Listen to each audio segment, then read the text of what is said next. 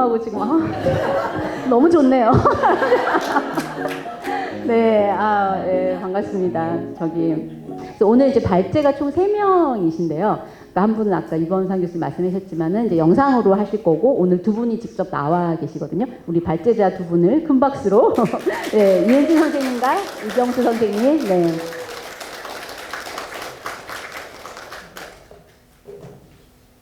네, 이렇게 앉아주시고 네, 감사합니다. 네. 저희가 이제 오늘 마중물 세미나의 주제는 초심을 잃지 않는 비판에 관하여라는 주제잖아요. 다시 좀 무드를 바꿀게요. 이제 조금 이제 저희 공부하는 무드로. 근데 그거에서 이제 관련돼서 한 책은 뭐냐면은 이제 감시와 처벌이라는 이 푸코의 책입니다. 사실은 푸코의 책들이 되게 쉽지가 않긴 하지만은 근데 왠지 오늘은 여러분들이 이제 지난 저희가 1차, 2차 했던 마중물 세미나 때보다 훨씬 더 많은 이야기들을 할 수 있는 주제인 것 같아요. 그러니까 저희가 늘 이야기하죠. 저희는 책에 대한 이야기가 아니라 책을 매개로 나와 우리를 둘러싼 공동체를 이야기하는 거다라고 이야기하는데, 그랬을 때 아마 이 주제는 정말 할 말들이 많지 않을까라는 생각이 들어서 되게 활발한 토론을 한번 또 기대를 이렇게 해보도록 하겠습니다. 그럼 일단은 뭐 책은 꼭 안 읽어 오셔도 되는 내용이고, 아마 여러분들이 발제문을 듣고 하시면은 이런 내용이구나 라고 이제 짐작이 되실 것 같아요. 그래서 일단 먼저 발제문 듣고 그리고 또 이어나가도록 하겠습니다. 네. 그러면 저희 정자연 선생님 발제문은 아마 다들 그 출력해서 가지고 계실 거고요. 오늘 이 자리에 안 오는 대신 영상을 보내주셨거든요. 그래서 영상을 한번 들어보도록 하겠습니다. 안녕하세요. 감시와 처벌 발제자 정자연입니다. 네, 오늘 저도 선생님들과 같이 화화동에 있으려고 했는데 아이들과 너무 열심히 놀았나 봐요. 그래서 너무 열심히 놀다 보니 네, 제가 하늘을 날지 못한다는 사실에 망각하고 날다가 붕 날아서 쿵 떨어지는 바람에 손과 발이 조금 묶였습니다. 그래서 오늘 발제는 영상으로 대신하고자 합니다. 네, 이해해 주셔서 감사합니다. 처음 감시와 처벌 발제 제안을 받았을 때 제 감정을 딱 이렇게 2개로 표현할 수 있을 것 같아요. 악! 그리고 헉! 네, 감시와 처벌책은 내가 두고두고 아껴서 읽으리라, 아껴놔야지 라고 생각했던 책이거든요. 근데 이렇게 빨리 저와 이렇게 만남을 하게 될 줄 몰랐는데, 이렇게 만남을 성사시켜 주신 우리 매력적인 김양미 선생님 너무 감사합니다. 네, 감시와 처벌 책이 모르겠어요. 저는 조금 어렵더라고요. 우선 징그러운 장면에 대한 묘사도 너무 많이 나오고, 그 장면들이 자꾸 상상이 되다 보니까 진도가 나가지 않고, 또 그러다 보면 또 재밌는 부분이 잠깐 나왔다가 또 막 이렇게 고구마 100개 먹은 것 같은 이야기가 나오고, 그래서 우선 읽어내기가 쉽지 않았던 책인 것 같아요. 감시와 처벌 발제는 그러니 훌륭한 선생님들의 토론을 위한 이렇게 소소한 이야기거리 정도로 저의 발제를 생각해 주시면 정말 감사하겠습니다. 발제문 읽도록 하겠습니다. 어쩌다 보니 권력으로부터 자유로운 사회를 꿈꾸며, 어쩌다 보니 권력의 파수꾼. 나는 푸코의 감시와 처벌을 읽으며 그동안 내가 권력의 파수꾼 역할을 하고 있었다는 사실에 소름이 돋았다. 녹색 엄마로서의 나는 공공의 선을 위하여라는 명목으로 종종 등하굣길 동순을 한다. 나는 아이들의 등하굣길 위험사항을 인지하면 녹색 학부모회 임원들과 공유하여 어떻게 위험을 제거할 수 있을지 논의한다. 대부분의 해결책은 금융치료이다. 그리고 금융치료를 위해서는 해당 위험건을 사진 및 영상, 글로 기록하여 담당자에게 신고해야 한다. 누군가 신이 모든 것을 할 수 없어 어머니라는 존재를 만들었다고 말하듯이 경찰이 모든 것을 할 수 없어 녹색 어머니회를 만들었다는 자조 섞인 썰이 있다. 어쨌든 이러저러한 일들에 대한 경찰의 반응은 대부분 사진을 찍어 신고하시라이다. 그러니까 너희가 알아서 사진을 찍어서 신고를 해주면 우리 경찰은 문제가 되는 차량에 대한 금융치료를 고민해 보겠다는 답변이다. 사회가 시민의 시간과 노동력을 착취하는 사회, 그리고 시민이 시민을 감시하고 신고하도록 만드는 사회. 이 사회는 과연 정의로운 사회이며 좋은 공동체일까? 또한 우리는 도처에 깔린 CCTV보다 내 옆에 사람을 더 두려워해야 하는 시대에 살고 있는 것은 아닐까? 적어도 CCTV는 스스로 말하는 능력을 갖고 있지는 않으니. 생각이 여기까지 미치니 교육계의 파수꾼 노릇을 하던 교육복지사로서의 나도 소환되었다. 나는 사례관리라는 이름으로 내가 만나는 아이들을 개별화 대상화했다. 교육복지사는 학생들이 학교라는 구조에 잘 적응할 수 있도록 돕는 구조에서 설계된 교육부의 교육복지 우선 지원 사업 전문 인력으로 나는 해당 업무를 수행하며 아이들이 학교에서 이루어지는 교육을 잘 받을 수 있도록 돕는 선한 영향력을 끼치고 있다 믿었다. 그러나 사실 나는 주로 학교 부적응 아이들을 만났고 그들이 왜 그러한 부적응적 언행을 하는지 진단하여 적절한 개입 계획을 세우고 서비스를 연계하거나 해당 언행을 교정하는 직접 실천을 진행했다. 때에 따라서는 사례회의를 열어 외부 상담 및 의료 전문가에게 조언을 구했고 아이가 부득이한 사정으로 전학을 갈 경우 해당 교육지원청이나 학교에 사례 의뢰서까지 작성했다. 그것도 아주 정성 들여서. 나는 교육복지사로서 어떤 기준을 갖고 아이들을 분류했던 것일까? 애초에 내가 그럴 만한 권리는 있었을까? 나는 분명 아이들의 삶이 지금보다 더 나아지길 바라는 마음으로 한 일들이지만 아이들은 교육제도에 순종하는 아이로 그리고 나아가 사회에 순종적인 신체를 가진 노동자로 성장하진 않았을까? 어쩌다 보니 권력으로부터 자유로울 나를 꿈꾸며 날아올라. 나는 권력으로부터 자유로울 수 있을까? 개인 SNS는 지구 반대편에 사는 이들의 일상까지 알 수 있을 정도로 퍼져 있고 개인정보 동의 없이는 아무것도 할 수 없는 사회. 그리고 CCTV는 또 왜 그리 많은지. 이제는 집안에도 CCTV를 설치하는 이들이 많아진 이 감옥 같은 사회에서 나의 자유는 어디에서 찾을 수 있으며 그럼 나는 권력으로부터 자유로울 수 있을까? 아무리 생각해봐도 아직 모르겠다. 그러나 내가 무심코 하던 생각과 행동을 의심해 볼 수 있는 자유를 행사할 수는 있지 않을까? 나를 비판적으로 성찰하며 생각하고 실천하는 나의 동료들과 함께 이야기하다 보면 우리가 나는 꿈을 꾸었듯이 나도 언젠가 권력으로부터 자유로운 꿈을 꾸고 있지 않을까? 어쩌다 보니 동료들과 이야기를 나누고 어쩌다 보니 그런 동료가 많아지고 그리고 어쩌다 보니 권력으로부터 자유로운 사회가 오길 꿈꾼다. 체리필터의 명곡 오리 날다가 떠오르는 오후다. 날아올라 저 하늘 멋진 달이 될래요. 이렇게 멋진 날개를 펴 꿈을 꾸어요. 난 날아올라. 선생님들 즐거운 토론 되시길 바랄게요. 나중에는 직접 배워요. 안녕 안녕. 네. 오늘 발자신 두 분도 끝에 노래 뭐 이렇게 해야 하는 분위기예요. 지금 시작 전에.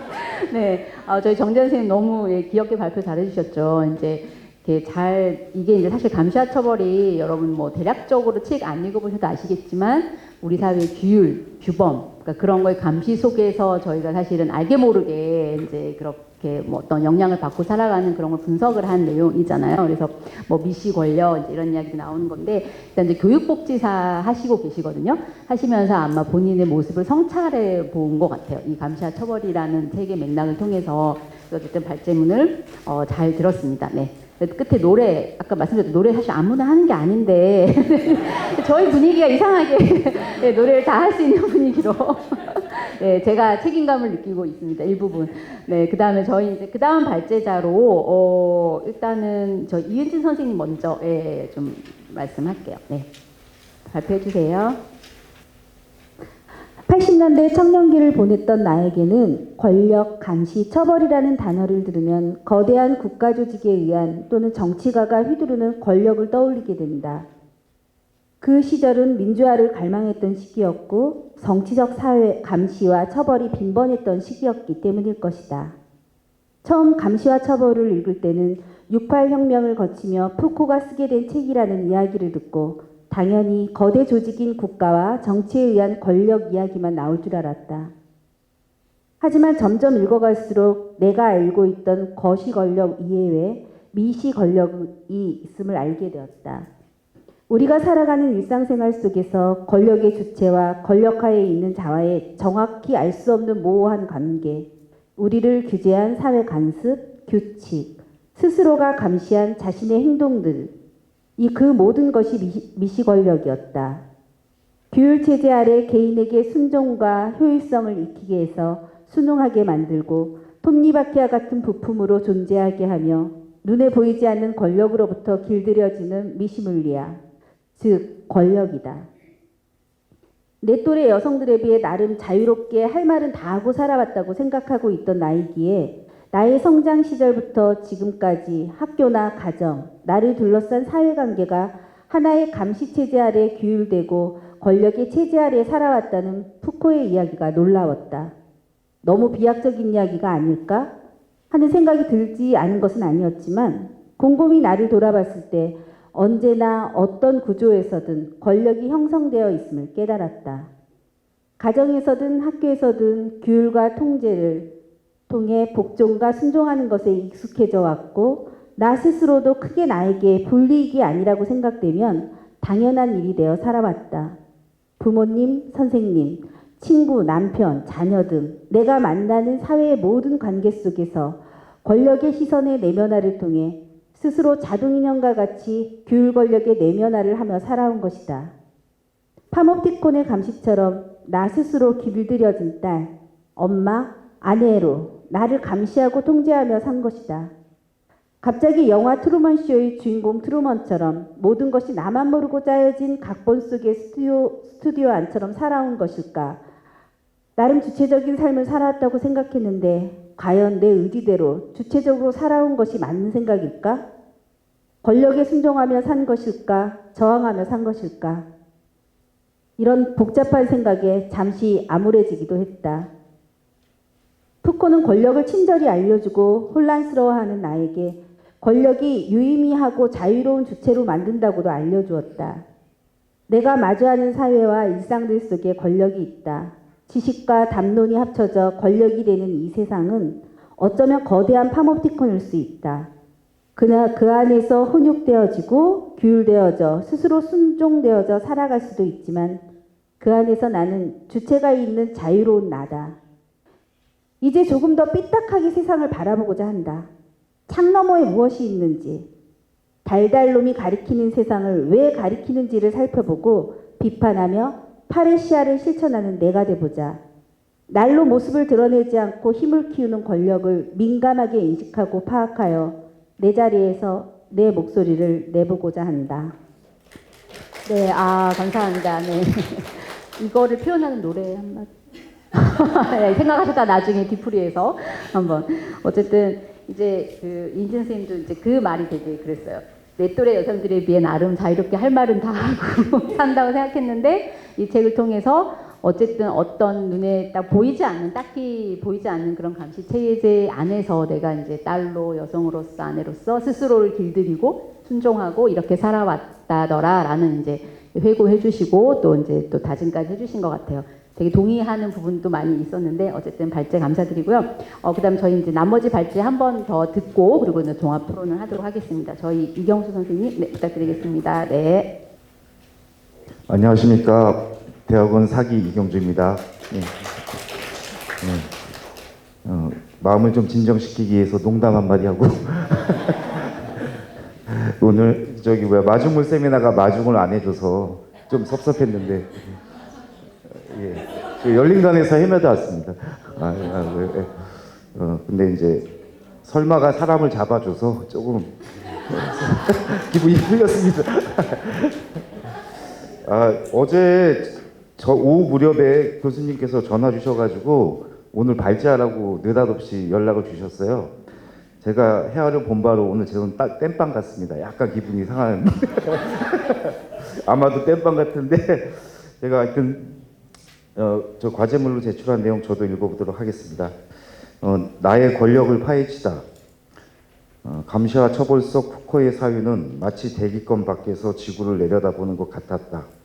최첨단 광학 망원경을 가지고 지구 둘레를 돌며 촬영한 화보, 청사진과 같은 증거들로 이 세계가 거대한 감옥 체계와 다름없음을 증명하려는 것 같았다. 푸코는 이 감옥 체계의 배후로 규율 권력을 지목한다.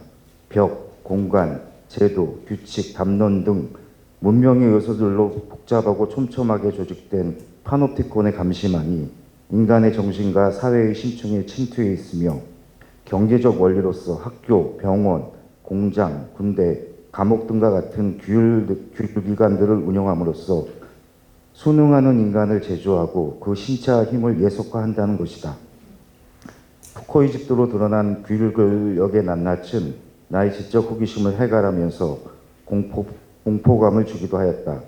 그런데 어느 순간부터는 그의 이야기가 서서히 불편하고 거북해지기 시작했고 갈등의 최고조에서 차라리 인간은 다시 신에게 조아려 구원을 얻는 것이 낫지 않을까 하는 생각까지 하였다. 규율 권력의 메커니즘이 나의 자의식을 건드려 자격지심을 불러일으킨 결과였다. 한 사회복지기관의 최고 관리자인 내가 감시와 처벌 속 규율 권력의 하나일 수 있다는 사실을 간과할 수 없었다. 철학과 리더십을 명분으로 감독하고 지시했던 내 일련의 행위들이 규율 권력을 닮아 있었기에 같은 의도와 장치로서 조직을 운영하고 관리해온 것이 아닌가 하는 걱정이 들었다. 나의 권력에 저항하고 갈등했던 직원과 주민들의 얼굴이 주마등처럼 스쳤고 그렇게 그들을 순응시키고 예속화한 규율장치의 운영자이자 거대한 감옥 체계를 받든 동조자로서 나의 존재를 파헤쳐보지 않을 수 없었다. 만일 그러했다면 내가 간직해온 사회개혁 의지와 사회복지 관점의 정체는 과연 무엇이었고 그렇지 않더라도 나의 저항성은 무엇으로 실현될 수 있단 말인가 오랜 시간 고민하였다. 나를 짙은 무기력에 빠뜨린 이 질문에 대하여 푸코는 명쾌한 답을 건네지 않는다. 대신 1840년 떠돌이 혐의로 법정에 선 13세 소년 베아스의 이야기를 들려줄 뿐이다. 재판장의 신문에 베아스는 이렇게 대꾸한다. 좋은 직장, 견습 그런 것은 지겨울 뿐이에요. 그리고 부르주아가 되어도 늘 불평거리가 많고 또 자유도 없지 않습니까? 계속해서 나는 누구의 속박도 받기 싫어하는 자유인입니다. 그리고는 2년의 징역 선고에도 베아스는 의연하게 이렇게 말한다. 2년이라면 기껏해야 24개월밖에 안 되겠군요. 자, 일어서지요. 나로서 범접할 수 없는 이 13세 소년의 자유의지와 불복종의 야성에 감탄할 수밖에 없었지만 나는 개인의 자유의지만으로 규율 권력에 대항하며 사회를 개혁할 수 있다고 생각하지 않는다. 자본과 권력이 인간을 억압하고 있지만 권력은 또한 좋은 공동체 건설에 필요한 필수 불가결의 요소이자 원동력임은 틀림없다. 선한 권력 의지가 제대로 발휘될 때 규율 권력일지라도 다른 작용과 결과를 낳을 것이며 그렇게 권력의 무게중심이 감시와 처벌에서 연대로 이동할 것이라고 믿는다. 나는 나의 일터에서 나의 의지를 계속해서 불태울 것이다. 촉각을 세워 우리 조직을 에워싼 규율 권력을 경계하며 나의 일터가 그 같은 규율 장치의 하나가 되지 않도록 노력할 것이다. 나에게 주어진 권력을 나의 이름으로 행하며 파괴될 수 있는 권력으로 일할 것이다. 관계에 따라 누구나 권력을 쥐거나 영향을 받는다. 하기에 언제나 관계의 양쪽, 양방향 모두 촉각을 세워 규율 권력을 경계해야 할 것이다. 이 또한 푸코의 가르침의 하나다.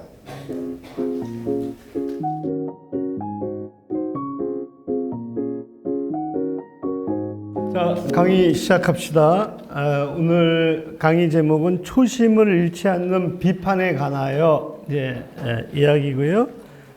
그리고 이제 첫 시간이 아리스토텔레스, 두 번째가 마르크스, 세 번째가 이제 푸코 얘기예요.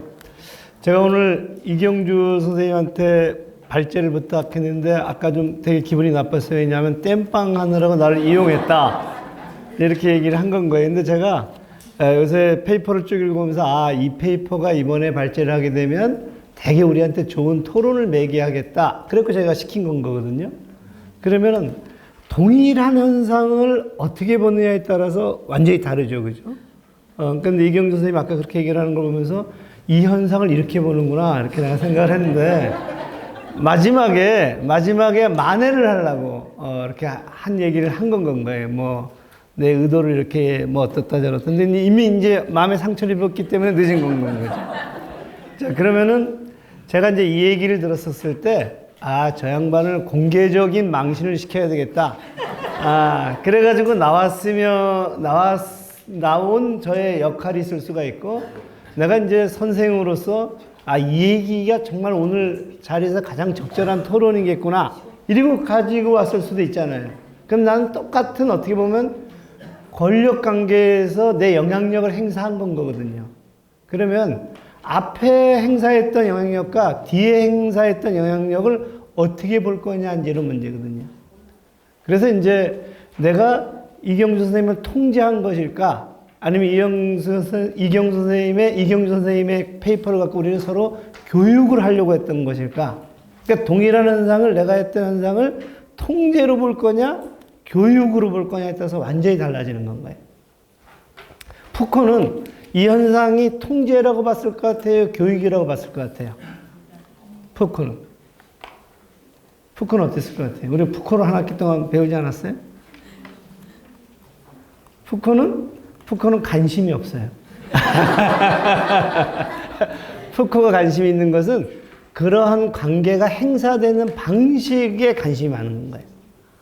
이 관계를 옛날에는 억압과 통제로만 봤는데, 이걸 다르게 볼 수 있어. 그걸 통해 갖고 이 모임을 살리기도 하고 재미있게 하기도 하고 이럴 수도 있어.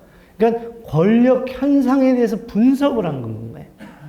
그래서 거기서 이제 상대적으로 아주 취약한 것은 뭐냐면 어떤 것이 옳으냐 하는 문제들에 대해서는 상당히 이 양반은 한 발짝을 빼고 있는 건 거예요. 그러다가 보니까 좋은 건지 나쁜 건지 제가 한 행사가 야 이걸 좀 토론해야 되는데 이경수 선생님한테 전화했는데 교수님 전 내일 바쁜데요. 그래 그래서 꼭 와서 해주시오.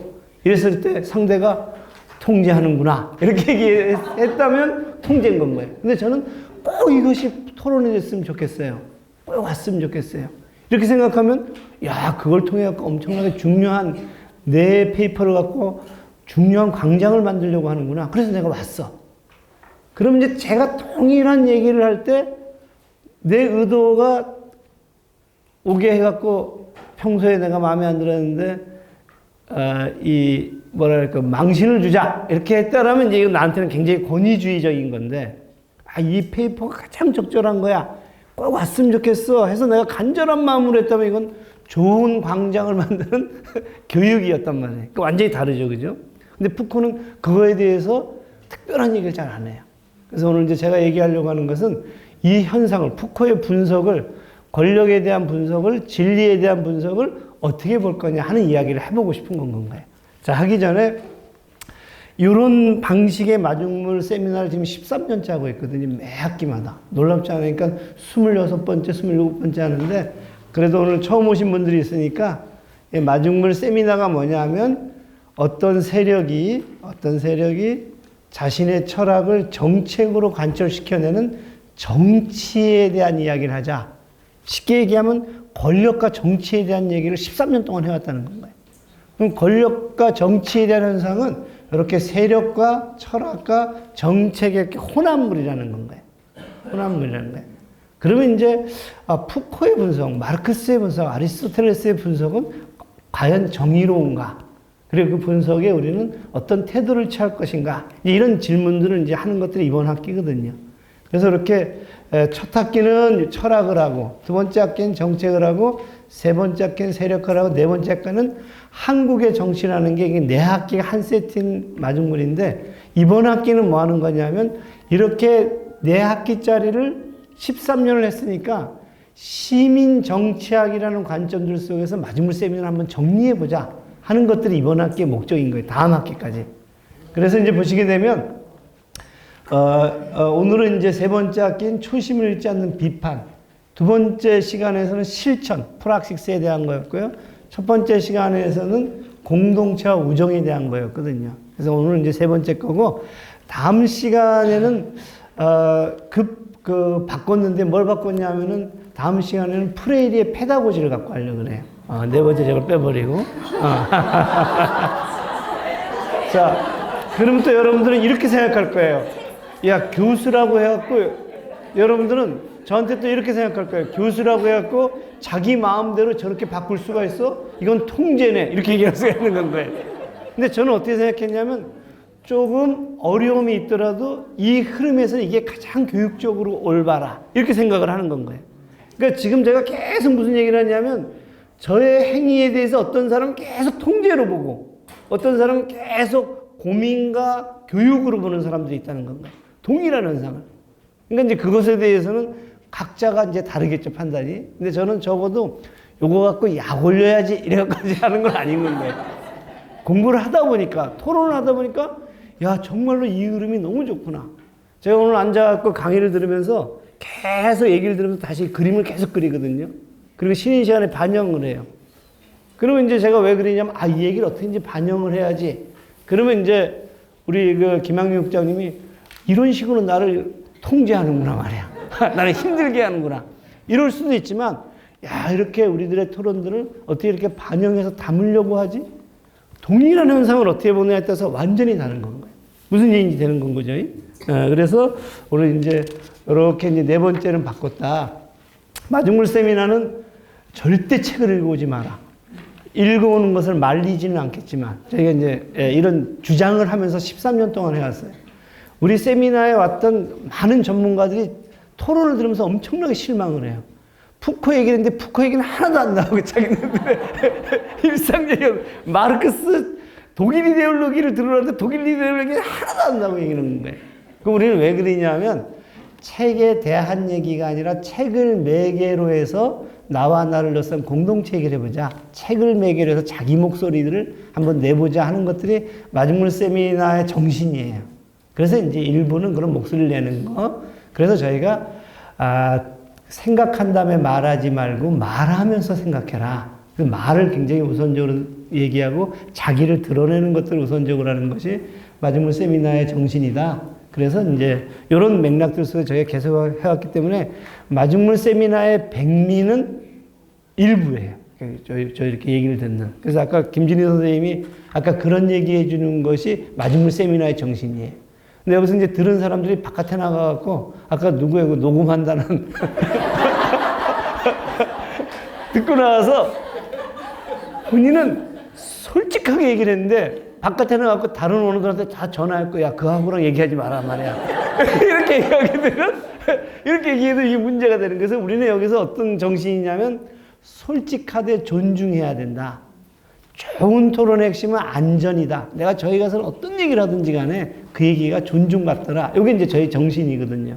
그래서 이제 1부의 정신은 그렇고 2부는 그래도 주제 있는 책을 제가 그래도 조금이라도 설명해야지 그래도 이제 이 세미나를 했다라고 하니까 2부. 그다음에 3부는 늘 디프리를 했어요. 그래서 예전에는 3시에 해갖고 거의 10시까지 끝나는 것을 반복했어요.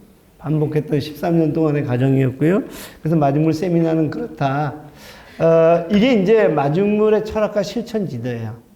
People First라는 people이 생명이 중심이라는 것들을 두고 그 생명들이 중심이 되려면 누구나 모여서 토론하는 도처에서의 작은 학습 동아리들이 있어야 된다.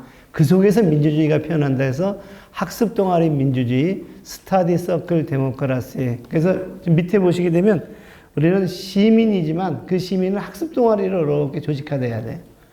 왜냐하면 그 속에서만이 늘 토론할 수 있는 자기 목소리를 말할 수 있는 공간을 가져야 된다. 근데 그것을 매개하는 리더가 있어야 되니까 교육 조직화. 그래서 대학원은 교육을 매개로 해서 조직하는 과정이다. 우리 대학원이. 그 다음에 이제 우리 학부는 스타디와 학습 동아리를 계속적으로 하려고 한다. 시민들이 그 속에 들어와서 이들이 함께 세상을 읽고 함께 세상을 만드는 의미를 묻는 프락시스를 하는 과정들 속에서 people first, 생명이 중심이 되는 그런 민주주의를 만들어 보자. 이게 이제 저희가 얘기하는 시민 정치학이에요. 그래서 요거를 이렇게 주장하려면 어떻게 되냐면 많은 이론과 경험과 토론들이 있어야 되니까 마중물 세미나는 이것을 만들기 위해서 거의 한 13년 동안 왔고 앞으로도 13년 동안 가지 않을까 이런 생각을 하고 있어요. 이제 오늘 그 푸코 얘기를 한번 해볼게요.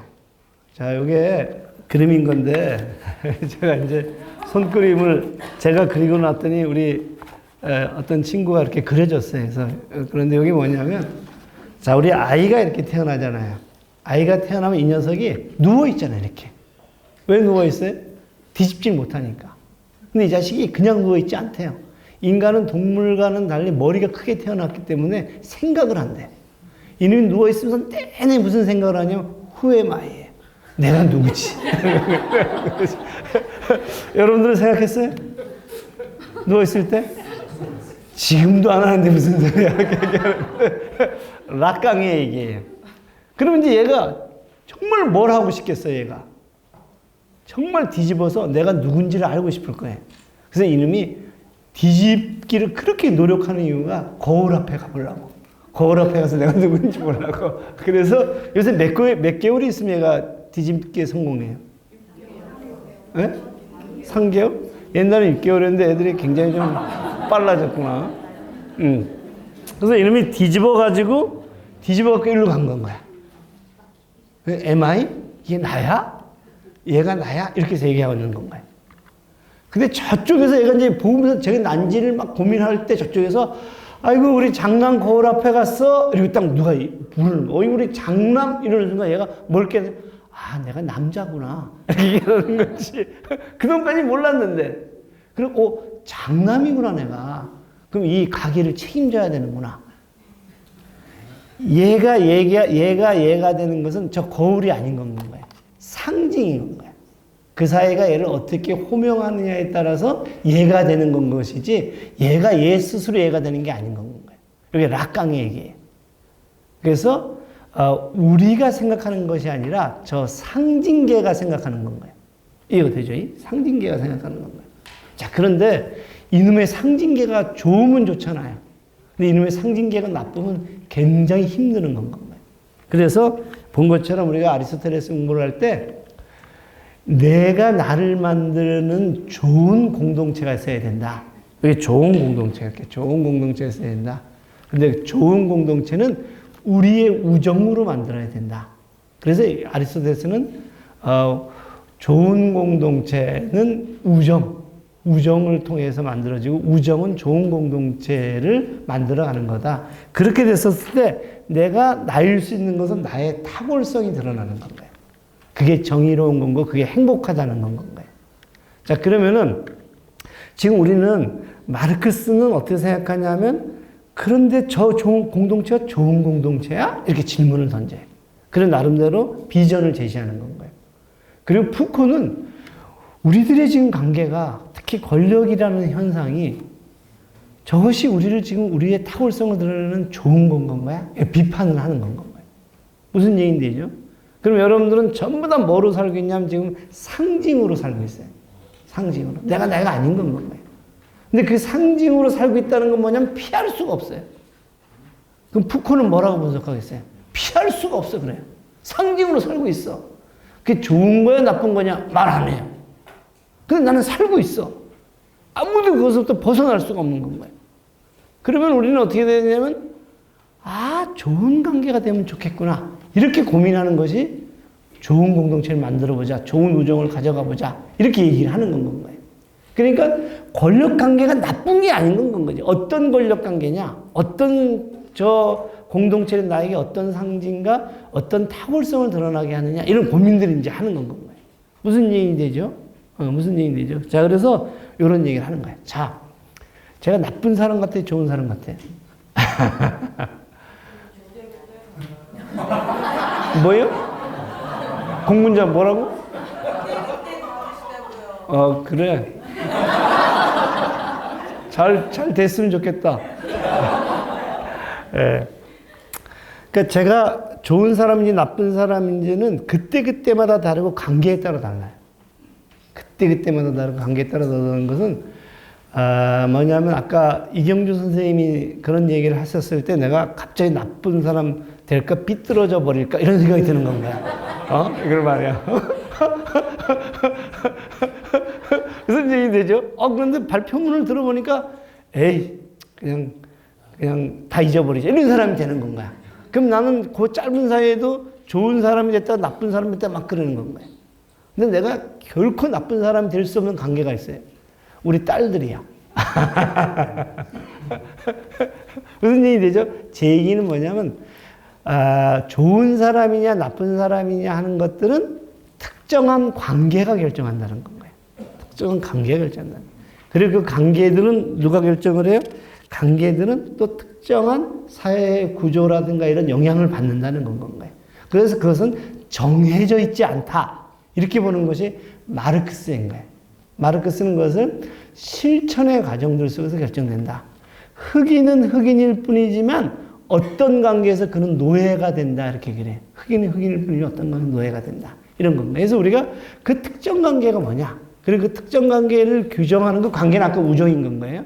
특정한 관계를 규정하는 저 구조는 뭐냐. 공동체는 뭐냐. 이게 이제 굉장히 근본적인 질문인 건가요. 무슨 얘기 되죠?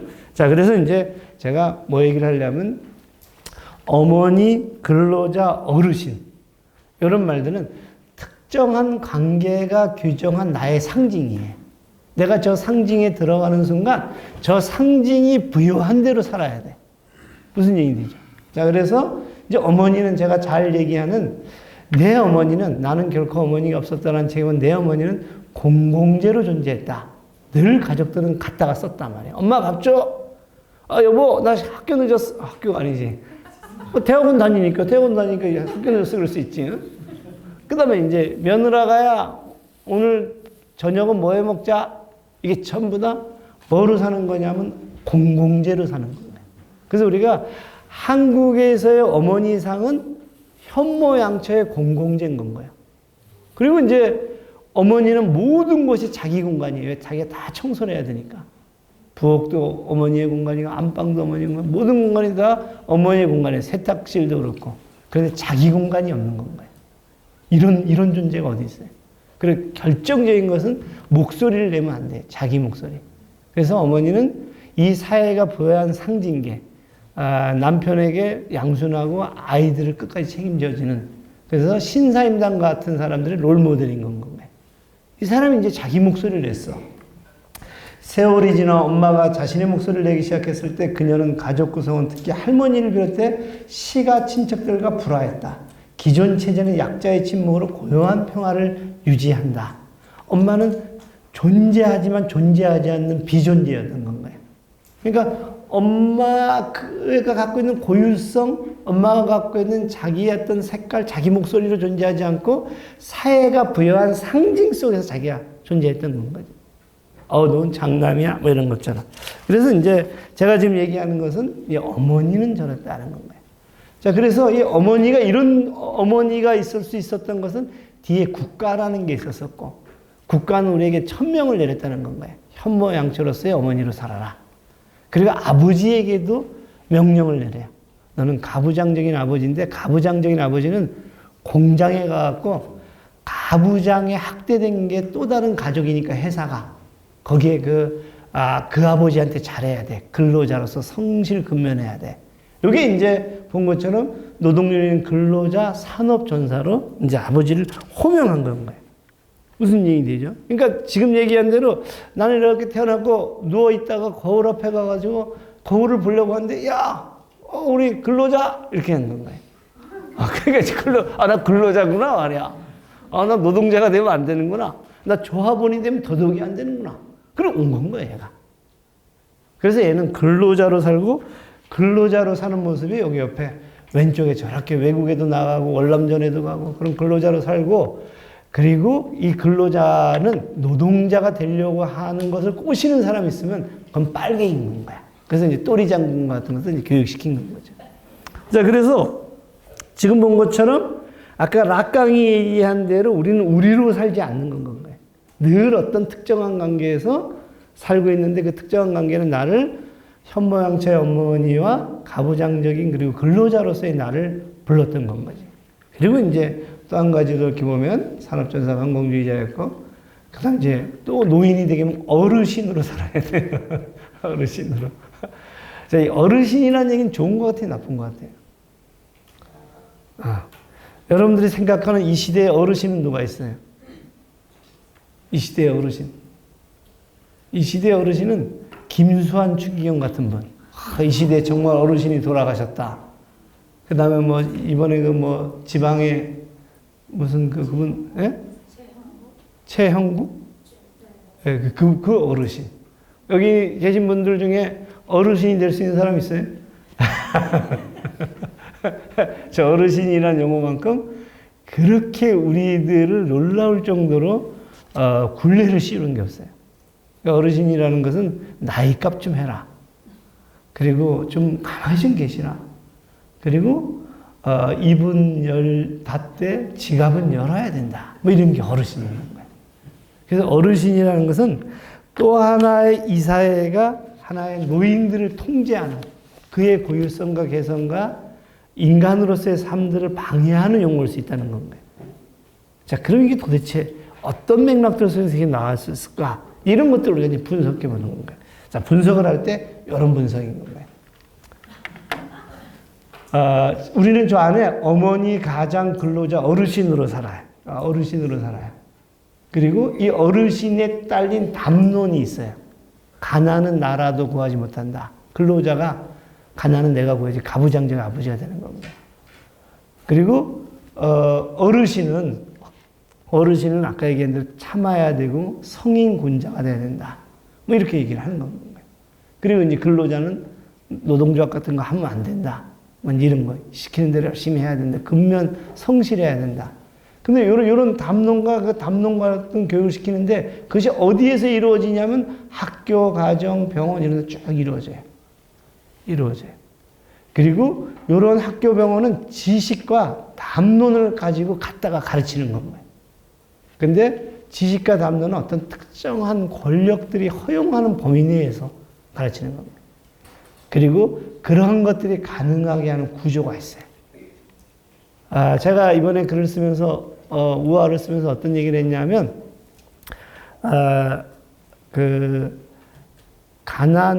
배가 고프기 때문에 가난해서 생각이 안 나는데 배가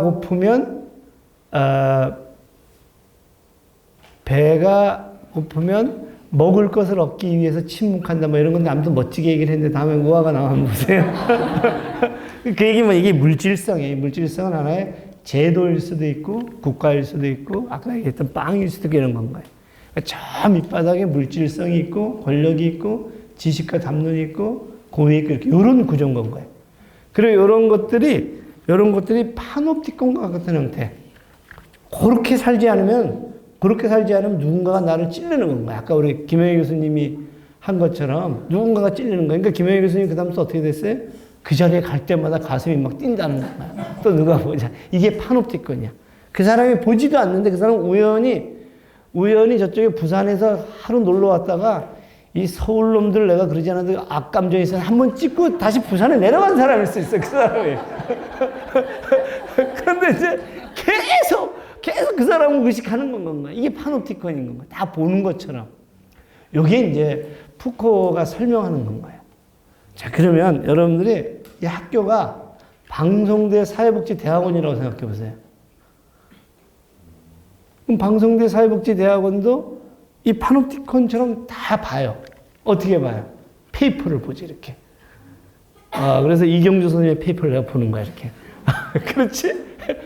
이게 파놉티콘인 건가요? 그럼 이제 내가 그렇고 코멘트도 하고 이렇게 얘기하면 그 다음부터는 내 걸 자꾸 의식한다고. 그럼 좋은 거예요? 나쁜 거예요? 어떤 건가요?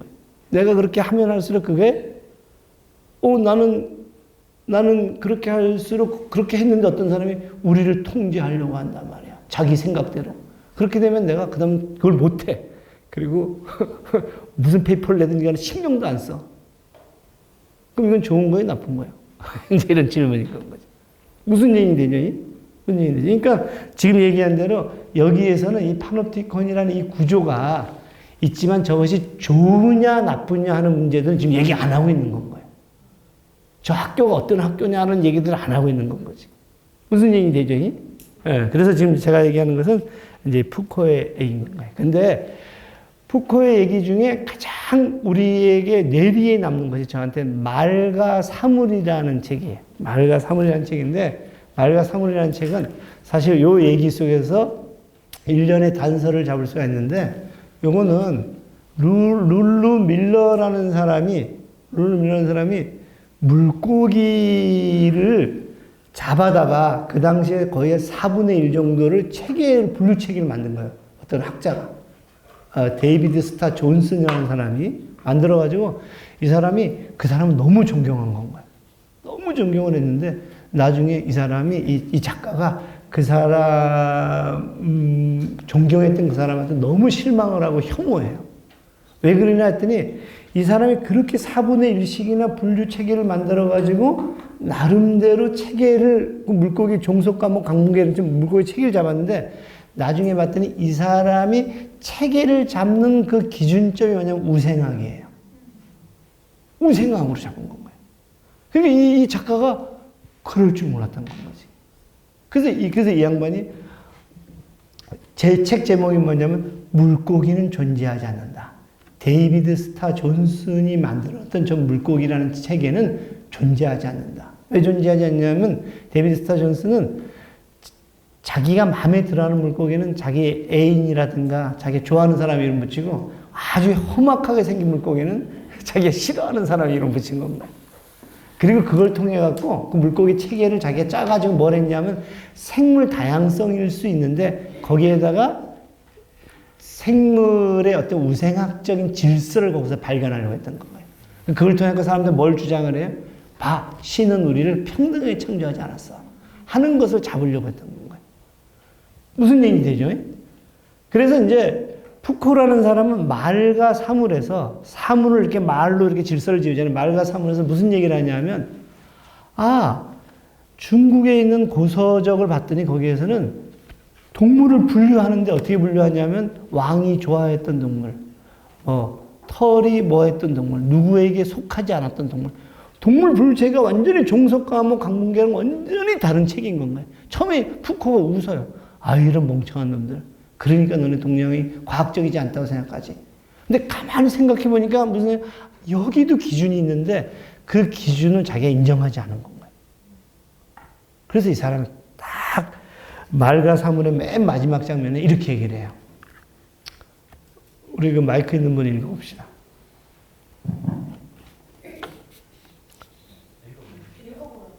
어쨌든 한 가지는 확실하다. 즉 인간은 인간의 인식에 제기된 가장 오래된 문제도 아니며 가장 영성적인 문제도 아니다. 하나의 제한된 지역에서의 상대적으로 단기간의 시기를 표본으로 추출해 보더라도 인간이 그 속에서 생겨난 최근의 산물임은 확실하다. 우리는 인간이 마치 해변의 모래사장에 그려진 얼굴이 파도에 씻기듯 인해 지워지게 되리라고 장담할 수 있다. 요건 뭔 얘기냐면 근대가 인간은 이래야 돼 이렇게 말했을 거 아니에요. 이런 인간은 존재하지 않는다는 거야. 왜 그런 인간이 존재하지 않아요? 우리는 어머니는 이래야 돼. 그리고 아버지는 이래야 돼. 근로자여야 돼. 아까 얘기한 대로 노인은 어르신이어야 돼. 이렇게 근대가 딱 규정해놓고 이게 인간이야. 나는 생각한다. 그러므로 존재한다. 생각하지 않은 건 존재하지 않나? 이런 건 거예요. 그러니까 이제 근대가 만들어낸 그런 인간은 저기 본 것처럼 마치 해변의 모래사장에 그려진 얼굴에 파도가 씻기듯이 지워질 거다. 그건 인간이 누군가가 특정하게 만들어 놓은 것에 불과하다. 이렇게 이제 보는 건가요.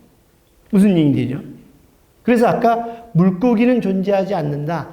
근대 인간은 존재하지 않는다. 그거는 진짜 인간이 아닐 수도 있다. 누군가가 자기네 나름대로의 분류표를 만들어갖고 된 건 거다. 푸코의 말과 사물에서 이렇게 시작을 해요.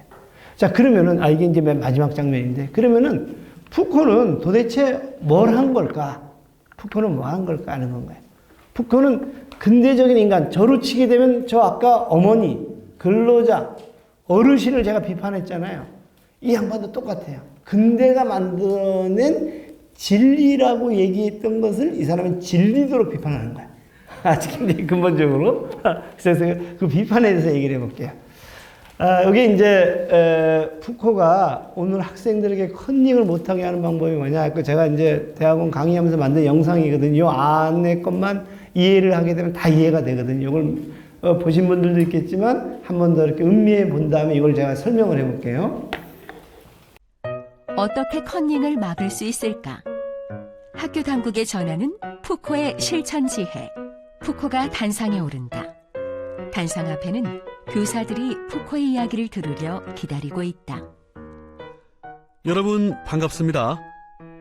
오늘은 학생들에게 컨닝을 못하게 하는 방법에 대해 이야기해보고자 합니다. 요즘 성적이 하도 중요하다 보니 부정행위를 하는 학생들이 부쩍 늘어났다고 들었습니다. 어떻게 막을 수 있을까요? 시험 시간에 교탁에 서서 엄한 표정으로 서 있습니다. 처음엔 효과가 있었는데 제가 조금이라도 한눈을 팔면 바로 컨닝이 시작되더군요. 그래서 제 눈이 어디에 있는지 모르게 하려고 선글라스를 끼웠습니다. 하지만 우스꽝스럽기만 하고 별로 효과가 없었습니다. 그러다가 좋은 생각이 떠올랐습니다. 이번엔 교탁이 아니라 교실 뒤쪽에서 학생들을 감시했습니다. 대박이었습니다. 학생들이 제가 무엇을 하는지 모르니까 컨닝할 엄두를 못 내더군요. 물론 몇몇 간이 큰 녀석들은 거울로 비추어 본다든가 연필을 일부러 떨어뜨려 주우면서 저의 동태를 살피기는 했지만요. 푸코가 만족한 듯이 고개를 끄덕이다가 묻는다. 선생님, 잘하셨습니다. 감시의 핵심은 학생들이 감독관을 보지 못하게 하는 것이 가장 효과적입니다. 뒤에서 관리 감독을 한 것은 탁월한 선택입니다. 그런데 이 방법에 문제가 있습니다. 학생들이 선생님을 미워할 수 있다는 점입니다. 감옥으로 비유하자면 감독관은 간수, 학생은 잠재적인 죄수처럼 인식될 수 있습니다. 뭔가 유쾌하지 않죠? 푸코 교수님, 맞습니다. 저도 괴롭습니다. 감독관은 감시하고 처벌한다면 학생들은 피하고 속이려고 합니다. 어쩔 수 없는 것 아닙니까? 푸코가 웃으면서 말한다. 좋은 방법이 있습니다.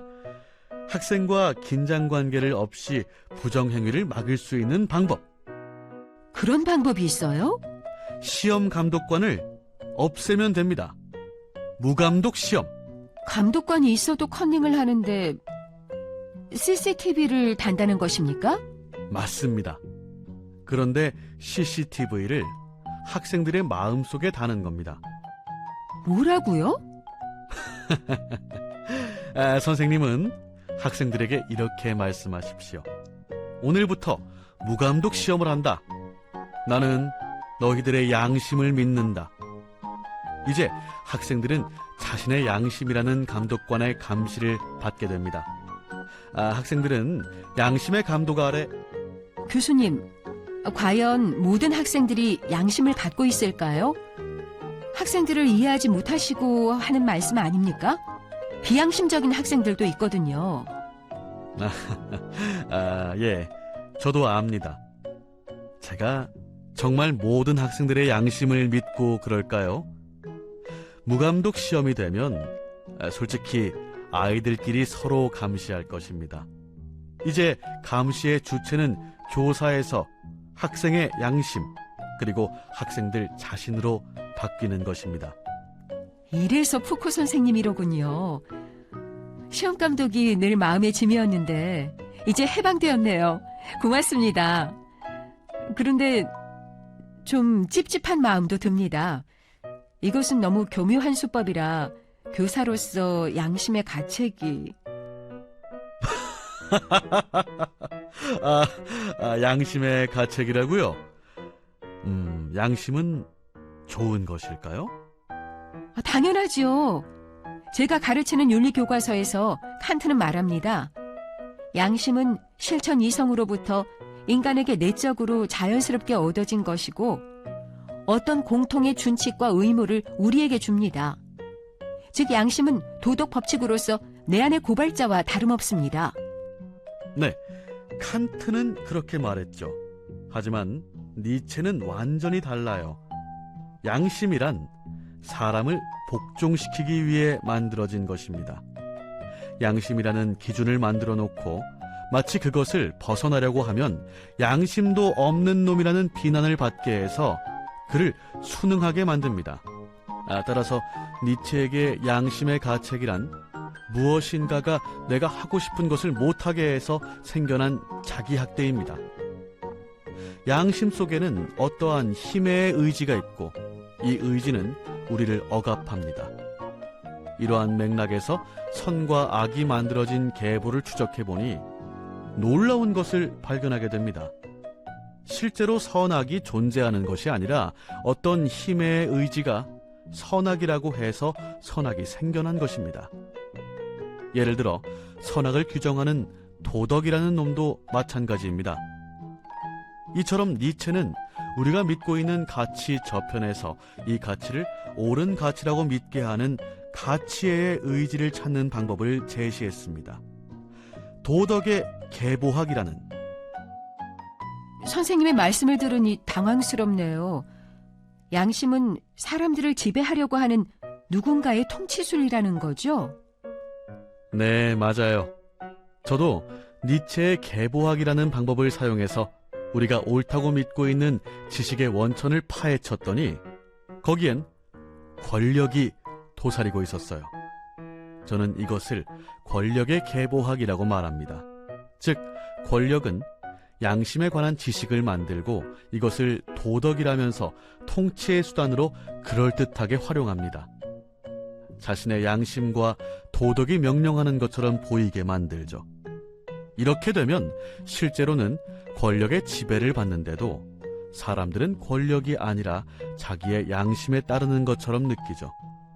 권력은 폭력을 쓰지 않고서도, 그래서 저항이나 미움을 받지 않으면서도 지식과 무감독 시험과 같은 권력 장치를 이용해서 저항 없이 부드럽게 사람들을 지배합니다.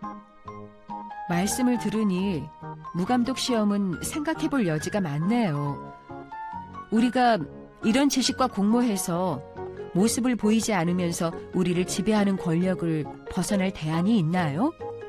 상식과 진리는 상식이라고 해서, 진리라고 해서 상식과 진리가 된 것이죠. 물론 이 이면에 권력이 있습니다. 그러니 지식과 공모한 권력의 통치수를 비판적으로 분석하는 것에서 시작해야 해요. 상식과 지식의 이면에 숨어있는 권력을 보려면 지식의 고고학과 권력의 계보학이라는 방법을 이해해야 합니다. 오늘 밤에 사회과학 세미나에서 토론을 하니 같이 갑시다. 그건 좀... 당장은 무감독 시험 제도를 검토해야 해서요.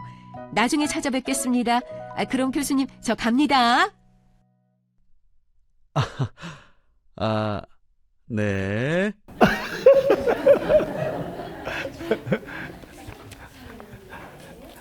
자, 놀랍지 않아요? 이 안에 이제 사실은 정말로 많은 이야기들이 담겨 있거든요. 제가 스킵하면서 간단히 설명하고 이제 오늘 논쟁적인 얘기를 해보려고 해요. 자, 이제 저 T가 T예요. T. 대문자 T 루스, 트루스예요. 트루스가 딱 받고 있는 게 진리의 의지, 힘의 의지가 구성한 결과물이다. 이렇게 얘기하는 것이 니체예요. 니체는 진리는 반박할 수 없는 거짓이다. 이런 건가요. 진리가 되려면 반박하지 않아야 돼요. 반박할 수 없게 하는 힘은 두 가지예요. 한 가지는 뭐냐면 지식이에요. 정말 그럴듯해야 돼요.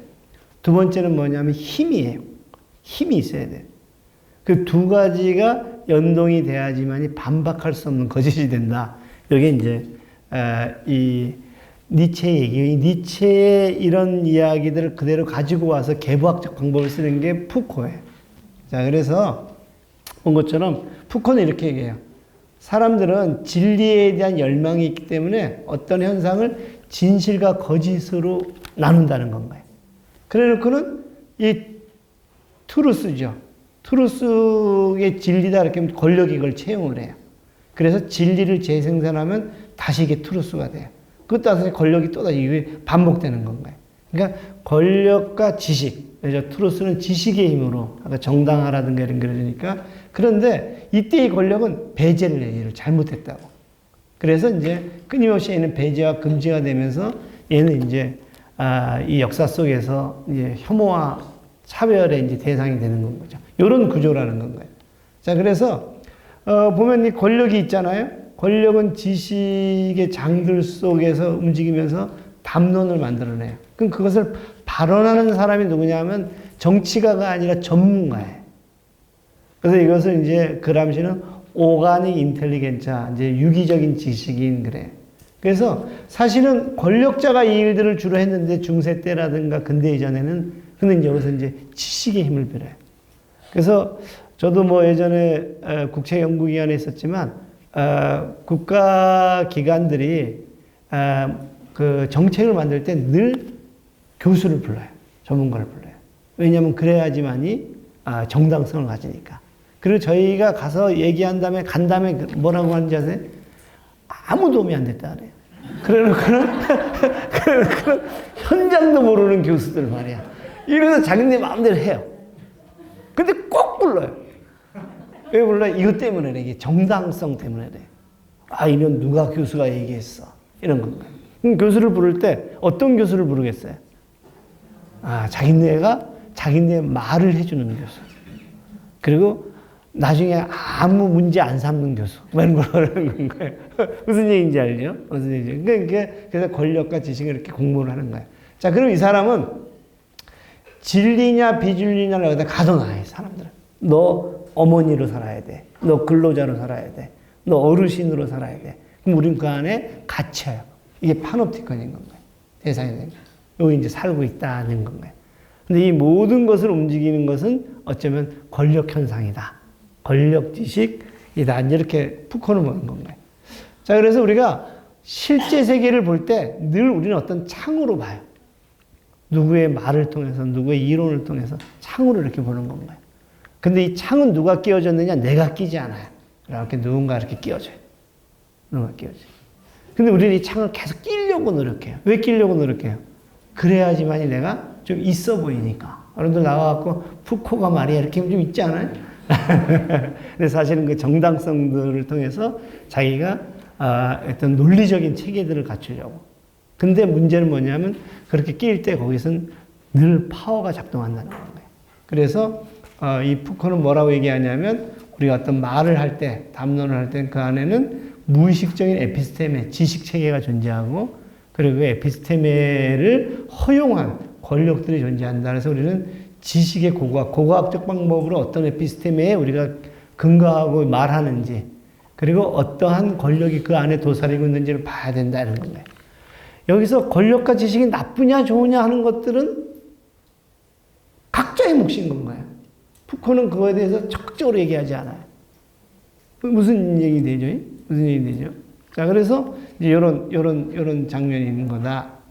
자, 그래서 이 양반이 얘기한 것은 이제 권력은 아까 영상에서 본 것처럼 자기가 존재하지 않는 방식으로 지식이나 전문가를 내세우는 방식으로 나타나고 또 정당성을 얻을 때는 어떻게 얻어요? 그렇게 해야지만이 네가 좋은 사람이 될 거야. 의미 있는 존재가 될 거야. 이런 방식. 이게 교율 권력이에요. 옛날엔 주권적인 권력. 총을 들고 칼을 들고 형틀을 들고 왔던 그런 주권적인 권력. 그때 권력은 억누른다. 뭘 하지 못하게 한다. 뭐 이런 권력이었다면 이제는 이 말 잘 되면 너 좋은 대학 갈 수 있어. 너 이 말 잘 되면 너 승진할 수 있어. 이렇게 살린다. 그리고 뭐를 하게 한다. 이런 권력이 됐다는 거예요. 복지국가의 권력은 어때요? 사람들에게 보육이라든가 교육이라든가 의료라든가 걸 책임지겠다. 이런 권력이잖아요. 그러니까 권력이라는 어떤 그 존재의 의미가 역할들이 막 바뀌기 시작해요. 이게 교율 권력이에요. 뭐 생권력 뭐 이러기도 하는데. 자, 그래서 본 것처럼 이 양반은 중세 때는 이렇게 군주가 보복하고 처벌하는 권력이 있어요. 그러려면 공개 처형을 하고 신체를 찢어 죽이는 걸 보여줘요. 불태우는 걸 보여줘요. 근데 그때 두려움과 공포가 권력의 효과였다면 바이어 프레스 생권력, 뭘 하게 하고 스스로 뭘 하게 되고 자기 주도 학습을 하게 하고 그리고 파놉티콘을 통해 갖고 감시와 순종을 하게 만들어서 사회 전체가 하나의 권력 체계가 됐다. 이게 푸코의 얘기예요. 푸코의 얘기. 자, 무슨 얘기 되죠? 자, 그러면 푸코의 얘기를 어떻게 받아들일 거냐 이런 건 거예요. 푸코의 얘기를 어떻게 받아들일 거냐. 옛날에 사람들이 이걸 잘 몰랐을까? 이것도 질문인 건 거예요. 그럼 푸코의 권력을 어떻게 받아들이냐 하면 야, 저렇게 얘기하면 모든 관계가 권력이네. 그럼 권력이라는 말을 왜 했어? 관계라는 말을 쓰지. 이렇게 받아들이기도 하는 건가요? 무슨 얘기 되죠? 그러니까 푸코를 근본적으로 비판하면 아무 말도 안 하네. 모든 것이 다 권력이네, 그러면. 이렇게 보는 겁니다. 무슨 얘기 되죠? 그러니까 이제 아까 우리 부산 우리 아버님이 야, 나 권력을 좋게 봤는데 우리 권력을 가지려고 노력하는데 가지지 말라는 거야? 이렇게 되는 건가요? 무슨 얘기죠? 우리 일상의 모든 것을 우리가 감시받으니까 길 갈 때 안 오나 뭐 이렇게 보면서 가야 되나? 뭐 이런 생각하는 건 거지. 근데 과연 그럴까? 이게 푸코가 갖고 있는 아주 근본적인 비판이에요. 푸코에 대한. 푸코를 차라리 안 하는 게 나아. 안 알았으면 차라리 난 잘 살 텐데 말이야. 안 알아도 되는데 저 자식이 뭘 저렇게 세세하게 저런 뭐 저렇게 섬세해가지고 지금 우리나라 이렇게 힘들게 만들어 이럴 수도 있는 건가요? 무슨 얘기 되죠? 지금 제가 이제 푸코에 대한 근본적인 질문들을 하는 건가요? 권력이라는 개념이 갖고 있는 개념이 있는데 그 개념을 자기식으로 권력이라고 해놔서 우리가 알고 있는 권력과 헷갈리게 만들어 놓은 거예요. 자기 개념의 그 권력인데. 이런 얘기를 할 수 있는 그건 제가 좀 이따 얘기를 해보는 거고요. 자, 그래서 이제 근대 이전의 권력과 근대의 권력이 상당히 다르더라. 그러니까 이제 그러다 보니까 근대 이전의 권력은 국가 권력에 상당히 가요. 제도 정치에 상당히 가는 이야기였다면, 예, 근대 이후 푸코의 교육 권력은 온통 사회에, 도처에, 모든 것에, 학교에 모든 것에 나타나는 건가요. 그래서 푸코가 갖고 있는 나쁜 현상은 뭔지 아세요?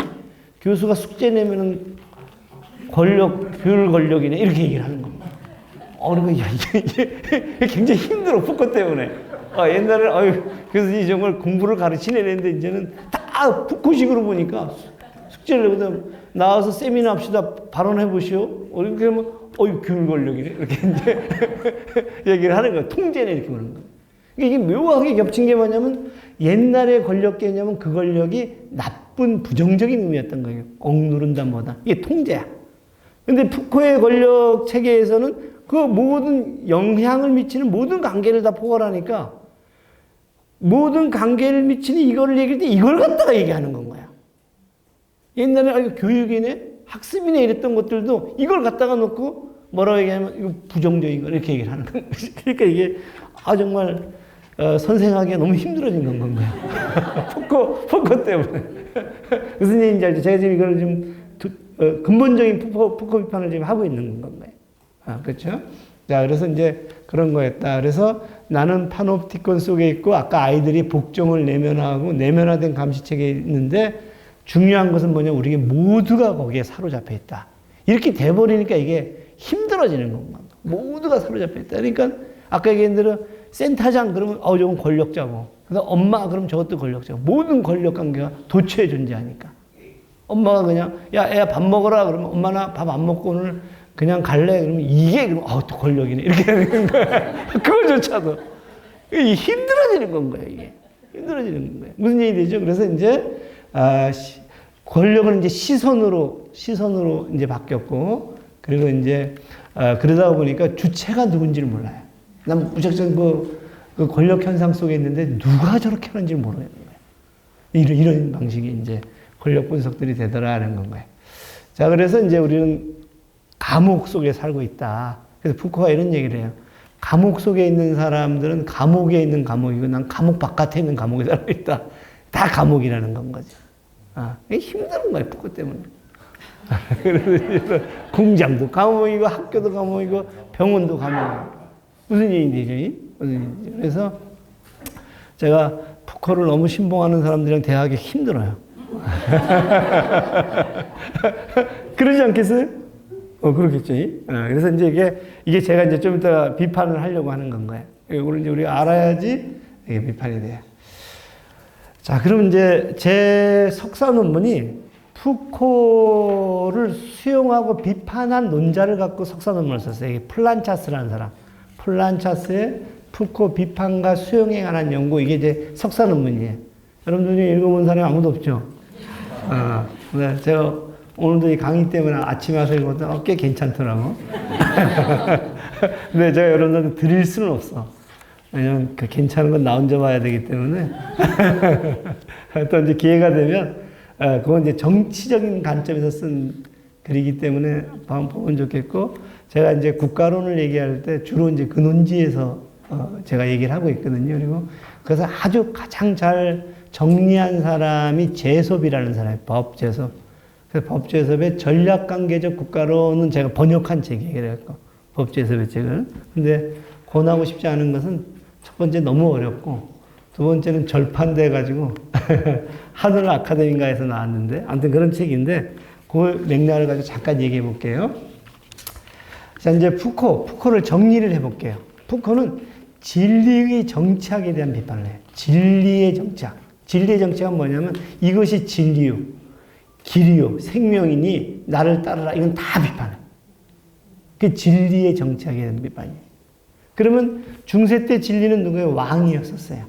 그럼 왕에게 진리를 주입해 준 사람은 누구예요? 신이었던 건가요?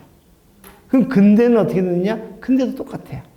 사회적 합의라는 명분하에서 사회 계약론에 따라서 우리가 어떻게 돼야 된다 이러는 건 거지. 그래서 정치학은, 철학은 늘 진리에 대한 사랑이에요. 늘 진리를 찾으려고 해요. 변함없는 진리, 의심할 수 없는 진리. 그래서 푸코의 진리의 정치학은 트루스, 아까 얘기한 대로 이렇게 트루스 진리의 의지를 이제 굉장히 비판하는 건가요.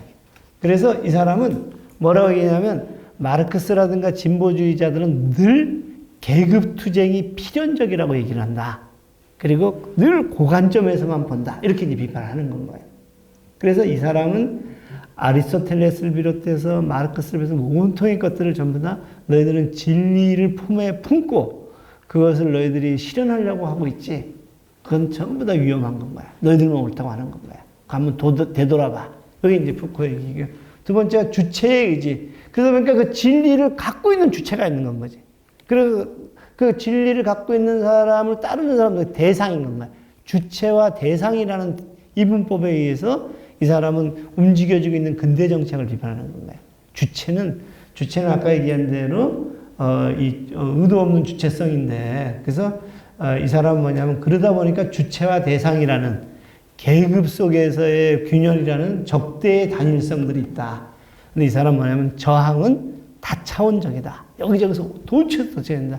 환자가 의사에 대해서, 학생이 선생에 대해서, 온통 모든 것들이 부모와 자식 간에서 온통 그래서 다차원적인 데서 적대가 나오는데, 그 다음에 이제 세 번째가 뭐냐면, 그래서 우리의 근대 국가는 늘 어디를 점령하려고 해요? 국가를 점령하려고 해요. 국가의 의지가 있다. 그래서 저항의 어떤 이 장소가 굉장히 단일하다. 이런 건 거예요. 근데 이 양반은 뭐냐면 도처에 저항이 있고 고처가 우리가 권력이 있는 거다. 이렇게 이제 주장을 하는 거예요. 그러니까 아무튼 이 사람은 이렇게 진리의 의지, 주체의 의지, 국가의 의지에 대해서 근본적인 비판들을 하고 있더라. 이게 푸코인 거예요. 자, 푸코의 이제 권력 현상을 제가 이걸 하나하나 다 설명하면 좋은데 분위기상 설명해야 안 될 것 같아. 한번 아주 간단하게 얘기를 해볼게요. 이 푸코는 본 것처럼 이렇게 권력의 현상을 분석하는 거예요. 권력의 현상을 분석해요. 옳으냐 틀리냐 하는 문제가 아니야. 권력의 현상을 분석해요. 권력의 현상을 분석하는데 보면 규율 권력에 주목하라 이렇게 얘기를 해요. 그래서 규율 권력은 어떻게 돼? 일상에서 도처에 존재하니까 일상을 봐라 이렇게 보는 거예요. 그래서 보면 이것은 주권적인 권력이랑 대비되는 건 거고, 권력은 사람들을 살리기도 한다. 억누른다, 파괴한다, 강제한다 이런 것이 아니라 살리기도 한다. 그 다음에 이제 우리는 다 권력이라는 기계 속에 사로잡혀 있다. 이게 파놉티콘이라는 건가요. 나도 모르는 사이에 그 속에 사로잡혀 전략관계의 또 다른 의미고 투쟁 상황을 지칭한다. 특정 상황을. 그 얘기는 뭐냐면, 자, 보세요. 예, 이게 되게 중요한 건데, 아까 우리 센터장님이 힘이 센 것 같아요? 힘이 센 것 같아요? 제가 힘이 센 것 같아요? 그렇지. 이거 모르는 거야. 제가 어떤 상황인데, 그러면, 노예제 시대야. 난 항인종이니까 어떻다. 이런 건 거야. 우리 학교가 지금 우리 학생들이 들어오는 것에 대해서 교수들이 신경을 안 써. 왜 안 쓰는지 아세요? 우리는 국립대인데다가 등록금도 싸고 아직은 학생들이, 특히 우리 방송대 사회복지학과는 괜찮아. 근데 우리가 사립대들은 지금 난리가 났어요. 교수들의 학생이 얼마만큼 뽑느냐, 취업을 얼마나 시키느냐. 그러니까 내가 만약에 사립대에 갔었으면 여러분들한테 아마 주로 뭘 가르치냐면 1급 사회복지사 시험에 나오는 것들 이렇게 막 가르치니까 이렇게 왜 그래야지 학생들이 오거든. 그래서 아까 얘기한 대로 우리 그 2급 시험이 시험으로 도입하잖아요. 어떤 문제가 발생하냐면 모든 학생이 없는 대학들은 전부 다 2급 시험 대비반으로 바뀌어요. 그리고 그것이 얼마만큼의 합격률이 있느냐에 따라서 그 학생을 모집하는데 그걸 들고 갈 거예요. 그러니까 이 친구들은 전문성이라는 명분하에 학교를 어쩌면 전부 다 하고 나갈 수가 있어요. 하고 나왔어요. 그러니까 이제 학교는 취업 대비반으로 보는 거지. 자격증 받는 반. 그러니까 제가 이제 비판하는 다른 걸 다 떠나서 아니 그거 1급으로 어차피 시험 보고 있으니 말이야. 그래도 되고. 그다음에 저 자격증 많이 가지면 뭐 안 돼 사람들이 어차피 취업의 공간은 있는데 한정돼 있는데. 그래서 사람들이 많이 가지면 많이 갖는 것은 그만큼 사회복지를 이해하고 복지효과를 지지하는 시민들이 형성되는 건데 이렇게 보면 이게 완전히 다른 문제인데. 그래서 이게 들어오는 것들이 엄청난 문제가 되는데 아무튼 우리는 어떤 특정한 전략관계, 특정한 상황이라는 것을 우리 뭐라 하냐면 어떤 그 권력관계라고 하는 거야. 그러니까 권력관계는 관계인 건가요? 띵이 아니라 누구는 센터장은 많이 갖고 있고 교수는 많이 갖고 의사는 많이 갖고 이런 게 아닌 건가요? 교수일지라도 학생이 수가 적어지면 학생들 눈치를 본다고. 무슨 얘기인지 되죠? 그러니까 이제 이게 띵이 아니라 권력은 관계다. 그리고 늘 움직인다. 늘 움직이는 겁니다. 여러분들이 이러고 있는데 제가 오늘 아까 얘기한 대로 이경주 선생님에 대해서 좀 심하게 얘기했다. 이경주 선생님 이제 인권위원회에다가 이제 진정하려고 내가 그날 상당히 뭘 받았다. 이러는 순간 이게 학교 교수들이 모여갖고 비상이 나는 거야. 야, 또 그럴만한 또 사람 누가 있냐면 조혜지도 제가 지난번에 한번 했는데 뭐 이렇게 얘기하면 야 그들을 말이야. 그들 시험 페이퍼 이번은 성적을 좀 가능하면 다 A+로 주자. 이렇게 달래자. 뭐 이렇게 바뀌는 겁니다. 동일한 관계인데 상황과 맥락이 또 달라지는 거예요. 그래서 이 푸코의 얘기는 전략 관계적인 건가요? 전략 관계. 그러니까 누구는 이 권력을 양으로 환산하지 않는 건 거지. 그러니까 굉장히 놀라운 발상인 건 거죠. 무슨 얘기 되죠? 네. 자, 그래서 이제 그런 거. 그 다음에 이제 본 것처럼 일체의 트루스를 의심해서 트루스가 되고 지식인의 역할에 주목하고 권력은 도처에 있다. 자, 그러면 이제 푸코에게 있어서의 고민은 뭐냐면 그러면 저항은 도대체 뭐야? 어디서 일어나? 다 권력에 사로잡혀 있는데. 푸코가 어디로 갈 것 같아요? 권력이 못 미치는 곳을 찾아요. 있나 없지. 그러다 나중에 개인 윤리로 가요. 예, 막 그냥 그리스 로마의 사례 뭐 이렇게 자기 뭐 무슨 배련이 뭐 이런 거 가는 거예요. 그래서 3기의 푸코는 굉장히 초라해져요. 우리 정치학의 입장에서 보면. 무슨 얘기죠? 그러니까 이제 그렇던 저항은 도대체 어디에 있고.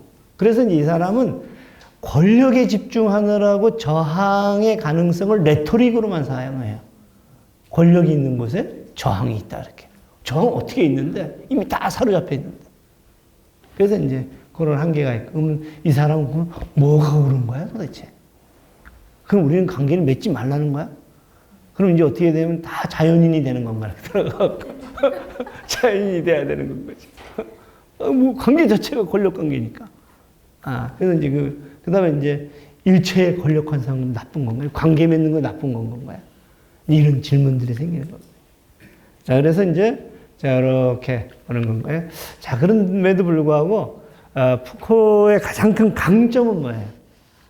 우리가 그동안에 보지 못했던 것들, 생각하지 못했던 것들을 한번 환기시켜주는 겁니다. 모더니즘과 포스트 모더니즘의 관계를 어떻게 설정할 거냐 그랬었을 때 모더니즘과 포스트는 완전히 다른 거다 이렇게 얘기할 수 있지만 모더니즘에 대한 하나의 성찰이다 이게. 이대로 가도 되는지 이런 건 성찰일 수 있다는 건가요? 무슨 얘기 되죠? 그렇게 보게 되면 푸코의 고민들은 우리가 근대 권력이라는 개념이 놓쳤던 것들, 우리가 그동안 해왔던 하나의 철학이 놓쳤었던 것들은 굉장히 근본적인 비판을 통해 갖고 어떻게 돼요? 내가 성찰적인 고민들을 하겠다. 이런 게 이제 하버마스라든가 프랑크푸르트 학파들은 전부 다 그렇게 가는 건 거예요. 울리 백이라든가 뭐 이런 사람들은. 그래서 이제 이것을, 그래서 제가 플란차스라는 마르크스주의자가 푸코를 비판하고 수용에 관한 연구, 뭘 비판했고 뭘 수용했는지에 관한 연구인 건가요. 그 얘기는 뭐냐면 마르크스의 입장에서 쳐낼 건 쳐내고 수용할 건 수용한 건 거예요. 그것에 관한 건 뭘 쳐냈고 뭐를 받아들였는지에 관한 것을 제가 연구한 건 거예요. 자, 그래서 이제 이 플란차스라는 사람이 가운데, 플란차스는 이제 라는 사람은 그러면 그럼 주체는 누구야? 너가 얘기하는 주체는 누구야? 그렇잖아. 나는 계급이라고 생각하는데 불평등이라든가 이렇게 생각해서 너 그 주체는 누구야? 이렇게 얘기를 해. 그렇지? 그럼 두 번째는 뭐냐면 그럼 저항. 그럼 저항의 논거는 뭐야? 어떨 때 저항이 일어나? 그렇게 다 사로잡혀 있으면. 그 다음에 이제 파놉티콘 너무 과대평가한 거 아니야? 여러분들 CCTV가 엄청나게 여러분들을 규정하는 것 같지만 사실 여러분들이 일상에서 CCTV 그렇게 크게 생각하면서 살아? 생각하면서 사는 사람은 한 번 걸린 사람들이야. 걸린 사람들이야. 그리고 나 같은 사람들은 걸려도 상관없어. 왜냐하면 내가 거기 안 탔다고 얘기할 거거든. 자, 그래서 이제 파놉티콘은 국가 시민사회의 계급성, 불평등이라는 걸 발생하면 무작정 다 얘가 지배자고 얘가 피지배, 얘 관계는 어떤 기계에 사로잡혀 있어. 그렇게 다 얘기를 하게 되면 그다음 그래서 어쩌자는 건 거야. 이런 질문들이 이제 제기가 되는 거예요. 그래서 제가 플란차스의 푸코 비판에 관한 연구는 권력이 있는 곳에 저항이 있다라면 그러면 저항이라는 것은 그냥 미시적인 수준에서의 그냥 그 권력 관계의 부산물로만 봐야 되냐 이런 거. 그다음에 두 번째가 이 사람은 플란차스는 클래스 인스팅트, 그러니까 계급 본능에 대한 얘기를 하는데 이 사람은 프레비안 스피릿, 뭐냐면 평민 정신에 대해서 얘기를 해요. 평민 정신은 뭐냐면 그냥 우리가 태어날 때부터 갖고 있는 누구나 다 갖고 있는 어떤 특정한 저항 정신인 건가요? 굉장히 모호한 이야기들을 이제 하는 거예요. 거기서부터 저항이 나온다는 건가요? 우리가 태어날 때도 갖고 있는 무슨 어떤 그 선언적인 프레비안 스피릿, 그러니까 이제 이렇게 나온다고 이제 주장을 하는 건가요? 그러니까 이 사람은 플란차스는 계급 본능에 대해서 얘기하지 않고 어떻게 이 자본주의 문제를 너가 해석할 수가 있어? 이런 질문이. 여기 보면 국가 권력의 총체성과 폭력의 우선성은 뭐냐면 너가 아무리 그렇게 얘기한다고 하더라도 최종적으로는 이게 국가라는 권력 관계들이 어떤 그 총체적으로 이 문제들에 모이게 돼 있어. 그리고 이제 뭐라고 얘기냐면 너가 아무리 동의 얘기를 한다고 하더라도 그 이면에는 폭력이 전제돼 있어. 폭력이 전제되지 않은 동의는 존재하지 않는다는 거예요. 무슨 얘기인지 되죠? 제가 여러분들한테 논문을 쓰자고 해.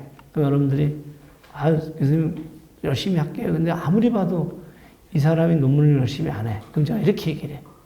그러면 통과 못한다. 이렇게 얘기를 해. 이게 폭력인 거야. 그럼 이제 글쎄, 써보겠습니다. 그래, 동의를 하는 거야, 나한테.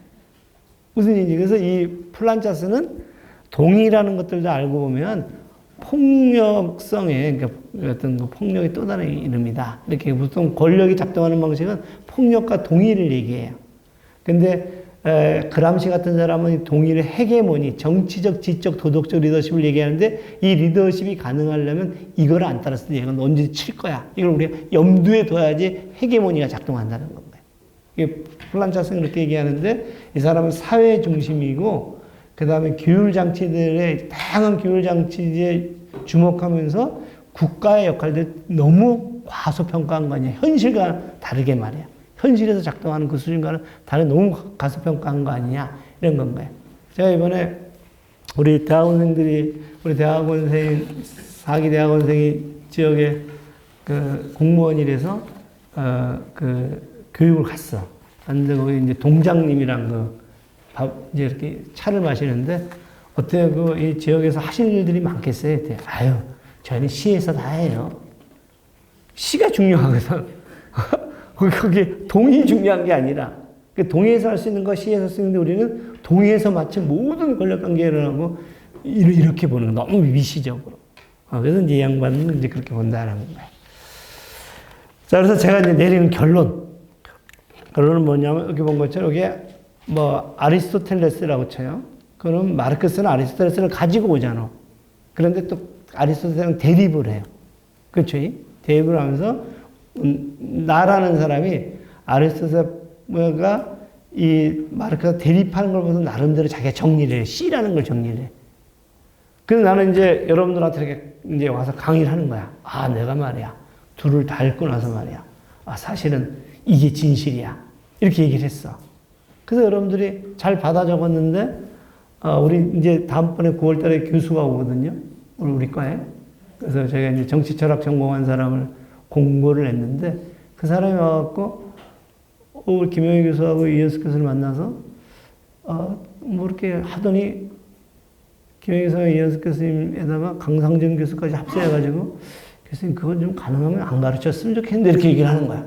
왜 그러냐 했더니 그 새로 들어온 친구랑 이렇게 만나가지고 이렇게 합의를 한 겁니다. 이렇게 틀렸다고.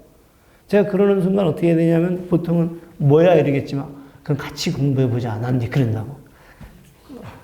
이게 농담인데 잘 안 되는구나. 그럼 이제 제가 C가 옳다고 했는데 새로 들어온 친구가 D가 온 건 거야. 그리고 D에 이러면서 다시 E가 되는 건 거죠. 이게 이제 해겔의 정신현 상황에서 보게 되면 정신이라는 것은 끊임없이 저런 도전들을 받으면서 새로운 것들을 만들어가는 역사적인 과정인 건 거고, 그리고 저것은 현실에서 그렇다. 이렇게 한 게 마르크스였잖아요. 제가 지금 얘기하고 싶은 것은 뭐냐면, 왜 우리는 B라는 푸코를 갖다 놓고, 마르크스를 봐야 되느냐. 그러면 이제 어떻게 되냐면, 이 C를 얻기 위해서 하는 거예요. C를 얻고 났어, 이제. 그래서 또 다음 학기 저희가 사회학 세미나 또 다른 공부를 하거든요. 왜 하느냐 하면 또 E를 얻기 위한 건가요. 이게 무한 반복이라는 거예요. 그리고 과정 속에 있다는 겁니다. 얘기가 되죠. 그러니까 제가 지금 말씀드리고 싶은 것은 우리가 공부하고 있는 것들 중에서 특정 누구에게 진리를 찾으려고 하는 것이 아니라는 건가요. 내가 알고 있는 이 지식, 내가 알고 있는 이 실천을 끊임없이 나와 다른 것들, 내 생각과 다른 것을 옆에서 세우고 그걸 통해서 나를 보면서 끊임없이 내가 발전해 나가려고 한다는 건가요. 자, 그러다가 보니까 이제 우리가 푸코에 대해서 다시 한번 생각해 보는 건가요. 어떤 생각이냐. 자, 우리는 교수와 학생이 끊임없이 관계를 맺어. 안 맺을 수가 없어. 그렇죠? 관계를 맺지. 그럼 거기 무슨 관계가 생기냐면 특정 관계가 생성이 돼. 그러면 그것을 그냥 특정 관계로 보면 되는데 푸코는 권력 관계 이렇게 설명을 해요. 권력 관계는 이제 봤어. 그래서 이제 A하고 B하고 교수 관계는 교육을 받을수록 문제의식이 사라져. 교육을 받을수록. 진짜로 대학원에 오게 되면 교육을 받을수록 오히려 문제의식이 사라져요. 학부 때 문제 제기를 하게 되면 교수가 굉장히 열심히 설명을 해줘. 대학원 때 설명을 하게 되면 이렇게 얘기를 해요. 너 나한테 배우고 싶어? 이렇게 얘기를 해. 그래서 박사를 받는다라는 것은 뭐냐면 특정한 것 속으로 들어간다는 걸 의미해요. 무슨 얘기되죠? 그래서 사실은 이게 주입식 교육에서 그래요. 근데 이 관계는 교육을 받을수록 질문이 생겨. 문제가 생겨. 이게 내가 생각하는 게 맞았나? 이대로 가야 되나?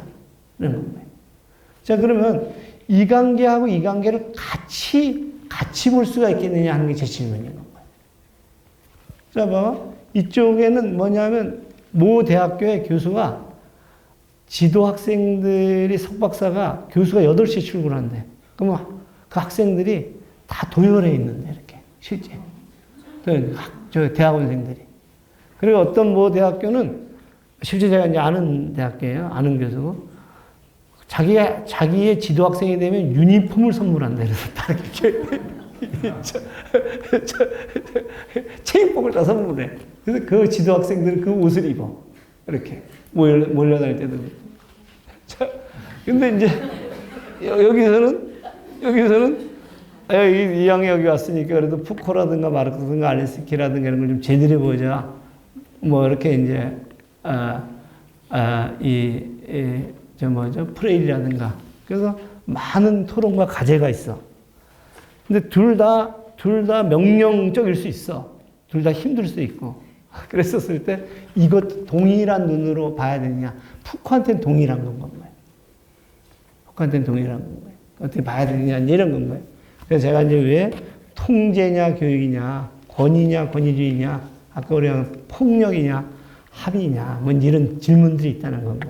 그래서 사실은 이제 제가 이제 이 마지막 이 얘기는 뭐냐면, 푸코의 권력 현상이라는 것을 아까 얘기한 대로 모든 것이 다 나쁘다라고 얘기할 수 있는가 하는 근본적인 질문들이 이제 생겨난다, 이제 이런 얘기. 한번 보세요. 그래서 제가 이제 내리는 결론은 뭐냐면, 우리가 지향해야 될 것은 어쩌면 푸코와 마르크스와 아리스토텔레스에 대한 자기 이야기들을 마음껏 할 수 있고, 그리고 과정들 속에서 끊임없이 아까 얘기한 대로 정반합의 저런 정신적인 어떤 그 변화의 과정들, 그리고 그런 것들이 현실의 과정에서 나타나는 것들을 끊임없이 가려고 하면 모두가 자기 목소리를 가지고 생각의 주체가 되느냐 안 되느냐. 여러분들이 수업을 들으면 들을수록 내가 내 생각을 끊임없이 가지게 되느냐 아니면 내 목소리 거세당하느냐. 아까 근로자라든가 아까 어머니라든가 어르신은 거세당한단 말이에요. 자기 고유한 것들을. 그리고 이제 두 번째가 뭐냐면, 그래서 이 사람이 주장하는 것이 이권이냐 인권이냐 하는 건가요. 여러분들한테 과제를 낼 때 그 과제가 나를 통제하려고 하는 과제냐, 나와 함께 성장하려고 하는 과제냐, 이 이권이냐 인권이냐 하는 건가요. 그래서 이제 왈저 같은 사람이 크리티컬 디스턴스, 비판적 거리둠, 내가 내 이권으로부터는 떨어지되 공동체로부터는 긴박되는 태도. 그래서 이제 제가 얘기하는 것도 차이가 편하다는 강장에서는 이 공공성이라는 것들을 우리가 어떻게 연동해서 이제 볼 거냐. 그 다음 맨 마지막에는 흑인은 흑인일 뿐인데 특정 공간에 노예가 된다는 것은 뭐냐면 차이인데 이 공간은 끊임없이 그것을 우열로, 혐오로, 차별로 만드느냐 아니냐. 이런 광장과 그 광장이 하나의 아까 얘기했던 파놉티콘이라든가 아까 물질성이 되느냐 하는 문제들을 근본적으로 봐야 되지 않겠느냐 하는 건가요. 자, 그래서 이제 트루스냐, 트루스스냐 이것이 그 광장에서 보장되느냐. 오른쪽 것이 보장이 된다면, 내가 너한테 동의는 못하지만 인정은 한다. 이런 광장들이 만들어지고, 그리고 이제 끊임없는 비판은 성찰이 되는 건 거다. 이런 얘기예요.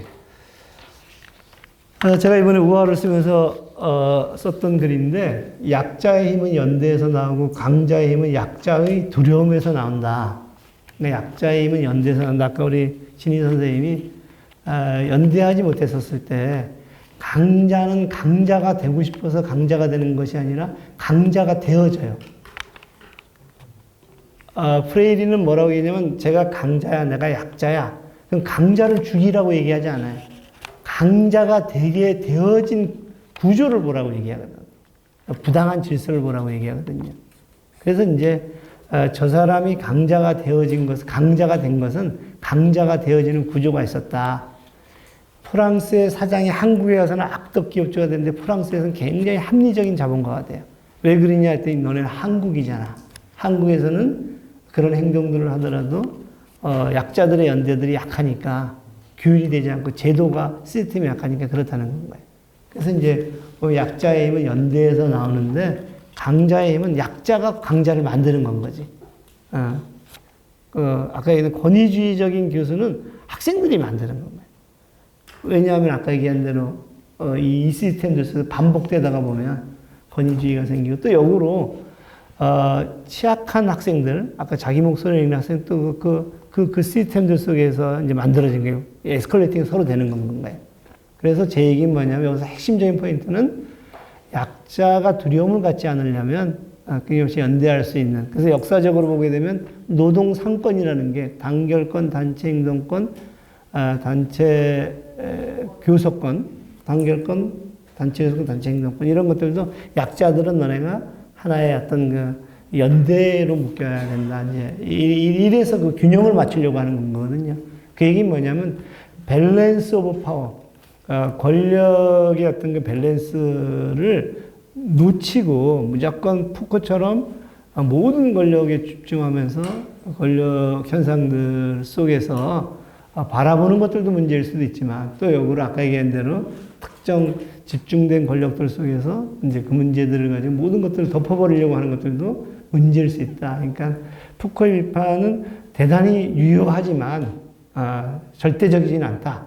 이제 이런 얘기를 할 수가 있을 것 같아요. 그래서 핵심적인 것은 약자가 어떻게 연대를 만들어서 강자와 약자가 서 있는 구조들을 만들어 약화시키는 것. 그 속에서 강자 약자가 없는 그런 시스템들을 어떻게 만들어갈 거냐. 근데 그것은 역으로 뭘 했을 때 가능해요? 약자와 강자들의 힘의 균형들이 이루어질 때 가능하다는 건 거예요.